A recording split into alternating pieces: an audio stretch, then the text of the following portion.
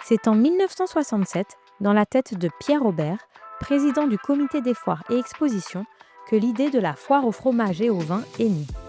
Pour la toute première fois, le millénaire du fromage de la Brie était célébré à travers 5 exposants passionnés.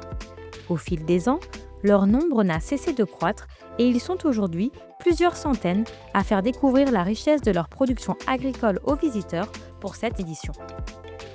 Nous sommes à la 59e édition de la foire au fromage et au vin de Coulommiers. Il s'agit du deuxième plus grand salon agricole d'Île-de-France après le salon de l'agriculture. Avec plus de 300 exposants et 70 à 75 000 visiteurs chaque année, l'événement fait rayonner à l'international le territoire francilien. Il a lieu sur 4 jours et pour ce premier jour, on vous propose de nous accompagner. Allez, venez.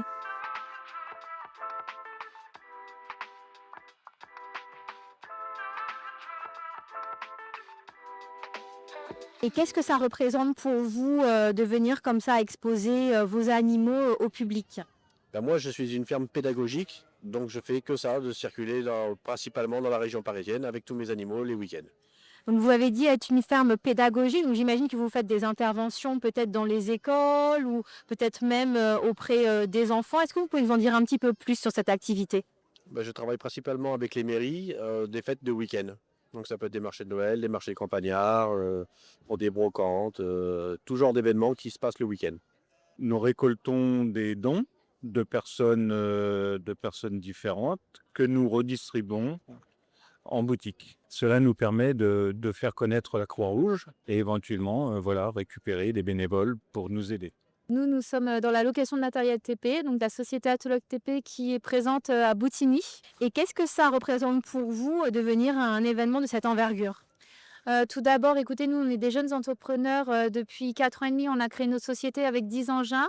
Aujourd'hui, on a plus de 300 engins. Et donc, c'était de présenter aux gens ce que l'on fait, le métier. Et qu'il y a aussi du service qu'on peut proposer ici dans l'agricole aussi également, tout ce qui est broyeur forestier, pour rendre service au mieux aux particuliers et aux professionnels de l'agricole. Je représente le centre Promotrans, centre de formation. On prépare les futurs conducteurs poids lourds, les futurs conducteurs de bus, la conduite d'engins de chantier et tous les métiers liés à la logistique.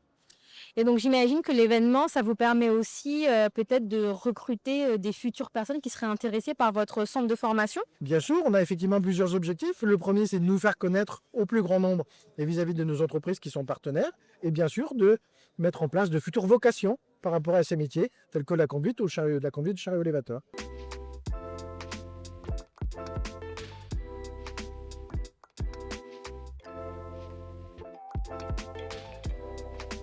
Là, on arrive au cœur de la foire au fromage et au vin.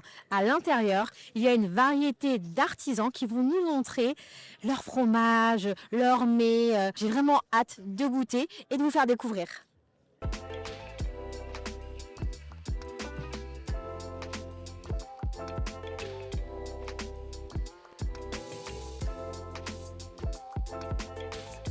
Je m'appelle Marine, je travaille pour la ferme de Baleine à Amilly, à 10 km de Coulommiers. Et on vend du pain au levain et au feu de bois. Et on fait notre farine sur meule de pierre.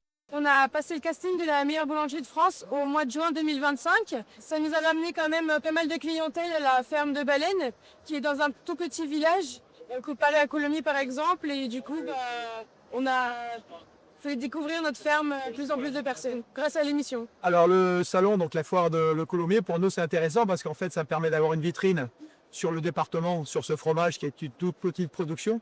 Donc ça nous permet à nous d'avoir une très bonne visibilité et d'avoir un maximum de clients à toucher, sachant qu'on a aussi une boutique en statique, un Provins à l'année. Donc ça nous permet de nous faire découvrir. On est ravis quand même d'être ici pour faire découvrir ce merveilleux fromage à tous nos clients. Et ils m'ont gentiment proposé de goûter, alors on va voir ce que ça donne.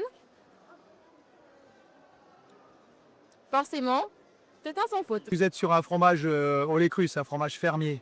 Donc un fromage se caractérise entre les uns et les autres en fonction des semaines d'affinage. Au plus on va dans l'affinage, au plus c'est long. En général, le meilleur est le fromage. Et c'est particulièrement important quand on parle de fromage au lait cru. Et ça, c'est le cas typique d'un brie de Provins qui est au lait cru et un fromage fermier. Donc tout se passe à la ferme, du fourrage jusqu'à l'affinage. Voilà.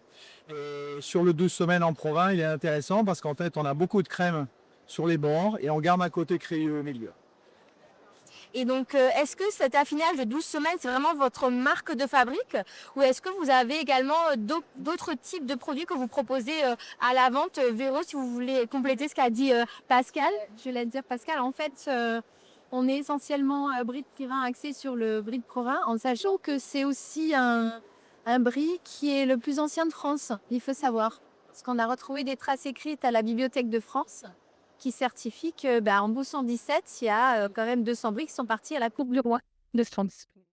La fromagerie du Brie est particulièrement importante pour le terroir francilien, car le Brie de Meaux et le Brie de Melun constituent les deux seuls AOP d'Île-de-France. Un héritage gastronomique qui perdure au-delà des siècles, puisqu'il était déjà très apprécié par plusieurs rois de France. Henri IV aurait mangé son premier Brie à Meaux avant d'en devenir un fidèle consommateur. Nous avons rencontré un des chevaliers de la confrérie du Brie de Meaux. Alors, racontez-nous pourquoi est-ce que vous êtes habillé comme ça? Qu'est-ce que ça représente? Alors moi, je représente là la confrérie du Brie de Meaux. C'est-à-dire que c'est une confrérie qui comme toutes les confréries, est là pour défendre le produit, un produit phare, en l'occurrence là, le Brie de Meaux. Parce qu'au Seine-et-Marne, si vous voulez, il n'y a que deux bries qui sont AOP, le Brie de Meaux et le Brie de Melun. Donc comme on est sur Coulommiers, c'est le Brie de Meaux qui est mis en avant. Nous étions, mes parents et moi, fabricants de fromage, donc on était là en 1967. Voilà, ça c'est la foire de Coulommiers. On a démarré petit, puis petit à petit, grâce aux gens qui l'ont géré, on a pu obtenir ce qu'on a aujourd'hui. C'est certes qu'il y a moins de fabricants de fromage aujourd'hui et beaucoup plus de vin et d'autres produits. Mais l'Île-de-France est une bonne région pour consommer du fromage, notamment du Brie de Coulommiers, qui est un petit brie, il ne faut pas l'oublier, c'est un brie de Coulommiers, 400 grammes jusqu'à 600 grammes. Donc ici, la foire au Coulommiers, Coulommiers c'est un nom qu'on connaît dans le monde entier, mais on ne sait pas que Coulommiers c'est une ville qui est dans la Brie, au Seine-et-Marne. Loin de l'empreinte industrielle, les produits exposés dans le cadre de la foire sont aussi liés à une histoire familiale. Les fromages et vins présentés ont parfois commencé par une volonté intimiste. Du cœur à la terre, il n'y a qu'un pas. Je suis ici aujourd'hui pour présenter mes vins, Pémerol, la lampe de Pémerol, Puisguin Saint-Émilion. Donc des vins que j'élabore avec passion tout au long de l'année. Et là, je vois que vous en avez un en main. Est-ce que vous pouvez nous parler un petit peu de ce vin-là? Qu'est-ce qu'il y a de particulier? Donc ça, c'est Château Rêve d'Or Pémerol. Donc ça, c'est mon arrière-grand-mère qui a déposé le nom de château en 1929. Donc ça, c'est un vin de monocépage, Saint-Perçain-Mervet. Un vin qui a déjà 6 ans et qui est vraiment super. D'accord. Et est-ce que c'est important pour vous de venir à ce genre de salon, de participer à des événements de cette envergure? Ah oui, c'est important parce que ça permet de faire connaître ses produits et puis on les passe le maintien de 20 milliards, tout simplement. Et pourquoi est-ce qu'elle a choisi ce nom en particulier? Rêve d'Or, en fait, à l'époque, il y avait un parfum qui s'appelait comme ça. C'était un soir de mai quand il y avait la floraison de la vigne où on avait tous ces parfums très délicats. L'odeur de la fleur de vigne, c'est un parfum vraiment très subtil et elle a choisi ce nom, Rêve d'Or, parce qu'elle adore les arômes de son vin, elle adore les arômes de son vin et c'est comme ça qu'elle a donné ce nom. Est-ce que vous avez l'habitude de venir dans ce salon? Oui, on a l'habitude de venir. C'est vraiment, on va dire, le petit rendez-vous annuel du secteur de Coulommiers. C'est convivial. On retrouve nos proches, des connaissances du coin, des restaurateurs, etc. Donc ça fait toujours plaisir, on va dire. Est-ce que vous pensez que vous allez venir tous les jours? Oui, ça peut. Après, nous, ensemble, on aime bien venir le vendredi parce que c'est l'ouverture du salon. Du coup, on a plus le temps aussi de parler avec les producteurs, etc. Et pour notamment découvrir de nouvelles choses. Et nous, on prend des restaurateurs, donc le soir, honnêtement, on participerait, on ne fera pas au spectacle, mais c'est très sympa qu'ils puissent organiser tout l'événement et que ça se prolonge dans la soirée.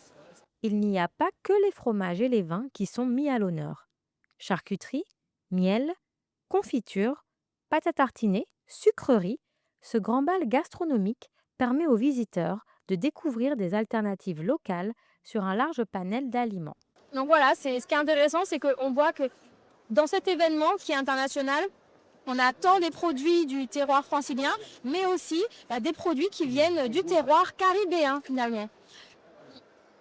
Mais la canne, c'est ce qui produit notamment le sucre de canne, contrairement au sucre blanc qui vient de la betterave. Et donc la canne, ça ressemble à ça, et celle-ci vient de la Guadeloupe, comme disaient messieurs. Si le salon de Coulommiers est devenu le rendez-vous incontournable des amateurs du terroir francilien, c'est aussi un lieu d'échange culturel. Avec sa portée internationale, l'événement permet aux visiteurs de découvrir des produits issus de plusieurs régions du monde. Au 4 siècles que ma famille, nous sommes éleveurs, producteurs de fromage, vaches, chèvres et brebis. Ça, c'est le premier fromage que les ancêtres faisaient en Italie, dans les Alpes. Et ce fromage fait avec du lait des vaches. Les vaches sur le pâturage, ils ont les cornes. C'est fait au lait cru et à pâte crue. 10 mois d'affinage. C'est le dernier que nous allons faire à l'alpage à 2400 mètres. Nous sommes ici pour la 5e année qu'on vient ici, avec notre fromage, avec notre charcuterie. On fait du vin et du liqueur, de genepi.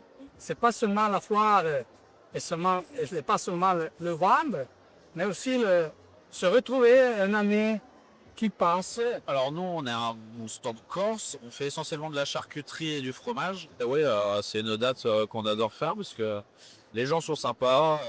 Coulommiers, c'est quand même une belle foire au fromage. Et les clients aussi sont très très sympas. Je suis fille d'agriculteur et pour moi c'est très important de représenter l'agriculture française en faisant part vraiment de notre production locale et vraiment encourager les personnes à manger local et vraiment faire connaître notre métier au maximum. Pour nous, la foire au fromage, c'est une première. On n'était pas présent jusqu'à présent. On a fait le choix avec le Tanton de Coulommiers de participer en lien avec la Chambre d'agriculture. Là, on présente une animation pour trouver les différents types de graines, de culture et leur débouchés, en sachant bien que toutes les graines qu'on montre ici sont produites en Seine-et-Marne et la plupart sont transformées également en Seine-et-Marne. Ce qu'on veut, c'est montrer notre métier comme les Jean-Baptiste et aussi c'est montrer aux petits et aux jeunes, peut-être futurs agriculteurs, les difficultés et aussi le bonheur de notre métier actuel. Alors bonjour Sarah Esmu, vous êtes adjointe au maire, déléguée aux travaux, aux espaces verts et à l'attractivité, conseillère communautaire, mais aussi présidente de la foire au fromage et aux vins de Coulommiers. Effectivement, je suis présidente depuis 4 ans maintenant. En fait, est-ce que c'est important pour la commune d'accueillir chaque année un événement d'une telle envergure ? Bien justement, l'envergure de cette manifestation est telle que ça a contribué énormément à l'attractivité de la ville et plus globalement du territoire, de la communauté d'agglomération. Et donc ce matin, l'inauguration du salon justement a été réalisée en présence de l'ancien Premier ministre Gabriel Attal et du maire de Coulommiers, Franck Riester. Il y a une portée nationale donc. Est-ce que ça permet de mettre un coup de projecteur au département du 77 ? Bien entendu, avoir un tel invité pour inaugurer la foire donne une dimension nationale, voire peut-être parfois internationale à la manifestation, parce que c'est l'ancien Premier ministre qui s'est présenté, qui était là avec nous. C'est la 2e fois qu'il vient. Et c'est vrai qu'avoir des médias nationaux qui le suivent et donc qui sont présents, ça donne une dimension, ça nous aide, ça nous propulse, si vous voulez, à un rang national, puisque ce sont des médias qui couvrent toute la France. Et c'est un honneur et on en est très fiers.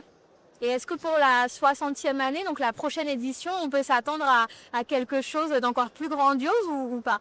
Alors en réalité, ça ne sera pas l'année prochaine, la 60e année, parce qu'il y a eu 2 ans d'interruption liée au Covid. Ah bah oui. Donc on va attendre encore 3 ans pour que ce soit la 60e. Et oui, forcément, on fera quelque chose de particulier.